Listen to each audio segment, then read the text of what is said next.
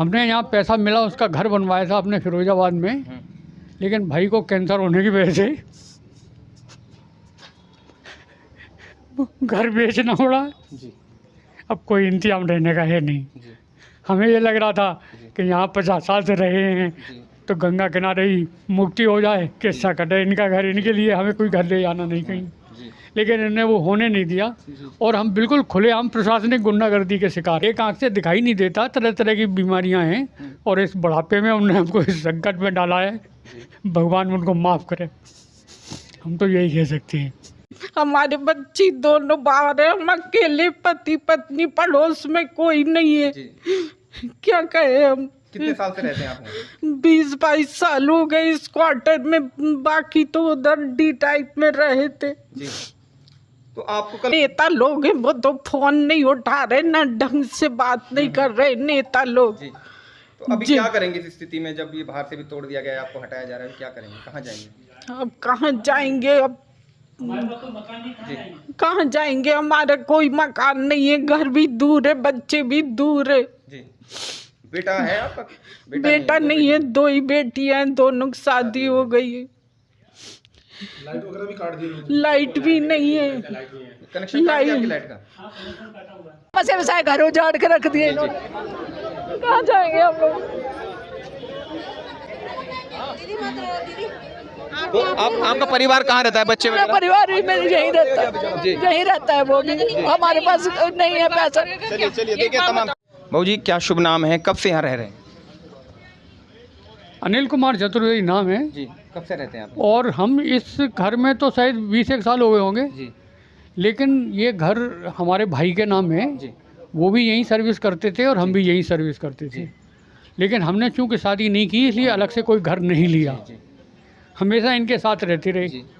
वो भी heart patient थे, हम भी हार्ट पेशेंट थे, हमारी भाभी भी हार्ट पेशेंट थी, बच्चे लोग सब बाहर चले गए काम पे, तो फिर ये हुआ कि सब लोग साथ साथ रहें। तो पिछले 2 साल पहले भाई साहब की डेथ हो गई कैंसर से, तो हम और भाभी यहाँ रहते थे, और हम जो है वो अपना तमाम बीमारियों के बाद हम दोनों अपना जीवन यहाँ गुजार रहे थे, क्योंकि यहाँ वातावरण अच्छा था, चले जाते थे बच्चों के पास, लेकिन हमारा अपना कोई घर नहीं है। हमने यहाँ पैसा मिला, उसका घर बनवाया था अपने फिरोजाबाद में, लेकिन भाई को कैंसर होने की वजह से घर बेचना पड़ा। अब कोई इंतजाम रहने का है नहीं।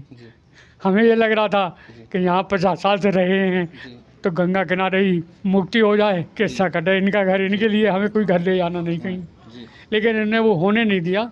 और हम बिल्कुल खुलेआम प्रशासनिक गुंडागर्दी के शिकार हैं। इस समय हम आईडीपीएल की जो कॉलोनी है वहाँ पर मौजूद हैं और लोगों को समय तक नहीं दिया गया। लोग अपने घरों में अंदर बैठे थे और बाहर से प्रशासन का पीला पंजा वार कर रहा था। ये तस्वीरें मैं आपको पीछे दिखाऊंगा, ये देख सकते हैं आप। एक क्वार्टर है आईडीपीएल का जिसमें अंदर लोग रह रहे थे, लेकिन बाहर से पीला पंजा गरज रहा था। अभी कुछ लोग यहाँ पर मौजूद हैं, हम उनसे भी बात कर लेते हैं। ये देखिए लोग हताश हो चुके हैं, लाचार हो चुके हैं और चुपचाप हाथ पर हाथ रखकर बैठे हुए हैं। चलिए उनसे बात करेंगे। होल्ड कर दो। ये देखिए ये एक बाबूजी हैं, यहाँ पर बैठे हैं, उम्रदाज व्यक्ति हैं। ये यहाँ घर में बैठे थे और बाहर से जो है इनके जो आवास फ्लैट है उसको तोड़ा जा रहा था। अभी इनसे बात कर लेंगे। बाबूजी कब से रह रहे हैं यहाँ? आप भी रिटायर्ड पर्सन हैं। हम आईडीपीएल में सन 80 से रह रहे हैं जी। और इस कमरे में जो है 22 साल से रह रहे हैं। अच्छा इस मकान में जी। तो अभी ये जो अचानक से जो है जेसीबी आती है, आप लोगों को संभलने का भी मौका नहीं दिया गया? आपसे कहा नहीं गया कि आप सामान बाहर निकाल? नहीं, कल बल्कि लोग आए थे जनवन वाले, उनका तो ऐसी बात हुई 2 महीने का टाइम है, उनका 2 महीने में हम लोग कर लेंगे जो भी है। लेकिन कल तो ऐसा बताया जा रहा है कि मंत्री प्रेमचंद अग्रवाल जी ने आपको आश्वस्त कर दिया था कि नहीं कार्रवाई होगी। अरे यही तो मंत्रियों के साथ दिक्कत है, मंत्री कहते कुछ हैं करते कुछ हैं। इसके पहले धामी जी ने भी आश्वासन दिया था कि आईडीपीएल वालों को हम उजाड़ा नहीं देंगे, लेकिन इनके कहने और कथनी करने में ज़मीन आसमान का फ़र्क होता है भाई। हम तो ये रिक्वेस्ट करते हैं भाई कम से कम इतना सा मत तोड़ो। जंगल का इलाका है, सांप बिच्छू सब आते हैं, गाय बच्चे आएंगे, सब घुस जाएंगे, बारिश का पानी घुसेगा, हम कैसे रहेंगे? जब कम से कम मकान सामान पैक करने का टाइम भी चाहिए। बोले हमारी पैक करके गाड़ी बुला देते हैं, आपका हम पैक करके भेज देंगे, कहाँ जाना आपको? ये कोई बात हुई? और हमारा पैसा भी ड्यू है यहाँ पे। अच्छा। हमें पैसा भी नहीं मिला पूरा। तो मतलब हर तरह से जो है परेशान कर रखा है। पैसा ये जब आपने वीआरएस लिया था या आप लोग रिटायर्ड हैं? पूरी अरे हमने वीआरएस मांगा, हमको वीआरएस दिया नहीं। हम गए दिल्ली तक, मैडम जो है जो थी मतलब CNMD, उनसे बात की, उनसे रिक्वेस्ट की। उनका आप क्वालिफाइड पर्सन हो, अगर हम आपको ऐसे छोड़ देंगे तो हमारा काम कैसे चलेगा, आप प्लीज़ पूरी जो है नौकरी कर लीजिए, आप वीआरएस मत लीजिए। हमने चलो बानी बात वीआरएस नहीं लिया और अपना IDPL की पूरी लास्ट डे तक हमने नौकरी की। उसके बाद ये हाल है कि आज जो है हमको इस तरह से, हमने कहा हम कोई क्रिमिनल नहीं है यार, हमारे को इस तरह से निकाल रहे। हमने ऑलरेडी पैसा दे रखा है, हमारा पैसा जमा है।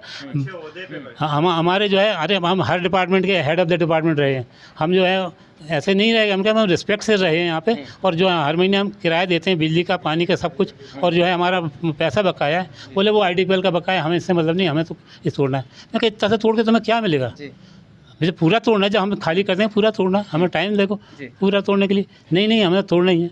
तो अभी बाहर का हिस्सा ये तोड़ दिया गया है। ये भी तोड़ रहे थे, स्कूटर फेंक दिया था वो, तो हमने बहुत रिक्वेस्ट की। हमने कहा कुछ तो मतलब आप में होना चाहिए ह्यूमैनिटेरियन ग्राउंड पर, कि आप तो एक अनजान व्यक्ति को भी आप शेल्टर देते हैं, और हम जो है शेल्टर में मतलब कितने लोग हैं अभी यहाँ पर, कितने लोग? हम और हमारी पत्नी बस 2 लोग रहते हैं।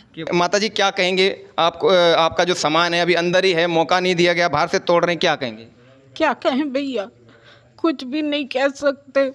हमारे बच्ची दोनों बाहर है, हम अकेले पति पत्नी, पड़ोस में कोई नहीं है। क्या कहे हम। कितने साल से रहते हैं आप?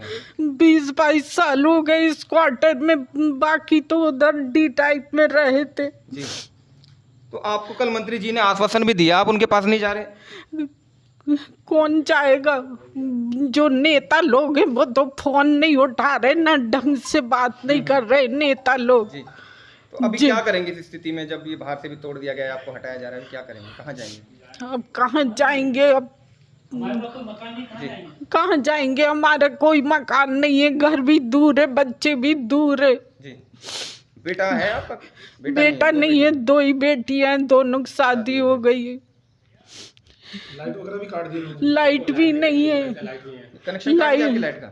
बिजली काट चुके हैं। अब जैसा कि माता जी बता रही हैं और बाबूजी से हमने बात की, वो बता रहे हैं कि हमारी 2 बेटी हैं, दोनों की शादी हो चुकी है, बेटा भी नहीं है। इस अवस्था में अब हम जाएंगे कहाँ, ये बहुत बड़ा सवाल पैदा हो चुका है, क्योंकि नौकरी भी अब नहीं है, यही एक सहारा था। और आप देख सकते हैं सामान यहाँ पर इनका मौजूदा है, लेकिन बिजली काट दी गई है। अब आप बता सकते हैं जो मौलिक आधार है उससे वंचित कर दिया गया है। तो इस स्थिति में आप जानते हैं गर्मियों का माहौल है, कितनी भीषण गर्मी हो रही है। ऐसे में ये लोग यहाँ पर बैठे हुए हैं, अंदाजा लगा सकते हैं किस प्रकार से प्रशासन ने बिल्कुल भी दया IDPL के लोगों पर नहीं की है। वहीं आरोप लगातार मंत्री प्रेमचंद अग्रवाल पर भी लगाए जा रहे हैं, क्योंकि मंत्री प्रेमचंद अग्रवाल जी ने कल हरक सिंह रावत जो पूर्व मंत्री रह चुके हैं, उनके कहने पर, उनके फोन पर यह आश्वासन भी दिया था कि हाँ कल कार्यवाही नहीं होगी, DM से बात करके हम फिलहाल कार्यवाही को रोकेंगे। लेकिन ऐसा नहीं हुआ। यहां की जनता कह रही है कि मंत्री प्रेमचंद अग्रवाल ने एक बार पुनः हम लोगों के साथ विश्वासघात किया है।